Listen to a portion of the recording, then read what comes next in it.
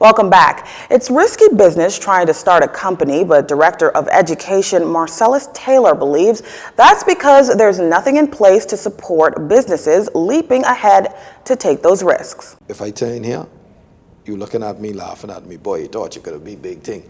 Your business failed. You saying the same thing. It's a lot of that kind of like envy and so forth for persons who dare and take a chance. And so this social component is one we can't overlook. People respond to the society that they're in. And if people are going to ridicule me, I prefer to be safe and fit into my society than to go out there on a limb. And this is compounded, he said, by a cultural mentality of fear of failure because of ridicule. Like in America, for instance, you could go bankrupt. When you get bankrupt, there's a process for dealing with that. You're exempted from certain things, but you also can't do certain things. But it's a process to deal with you when you become a bankrupt, right?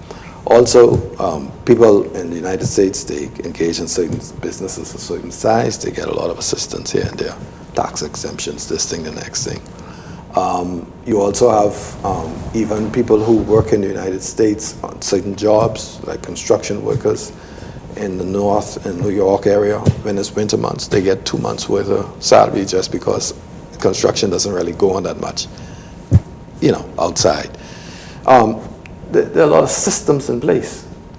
So when you know you have something backing you, you could take a little bit more of a risk than if you fail, there's no way for you to recover, which is the case of the Bahamas. Mr. Taylor highlighted a lack of risk-taking impacts the growth of not only a business, but overall the economy suffers. Stay with us. A check on sports up next.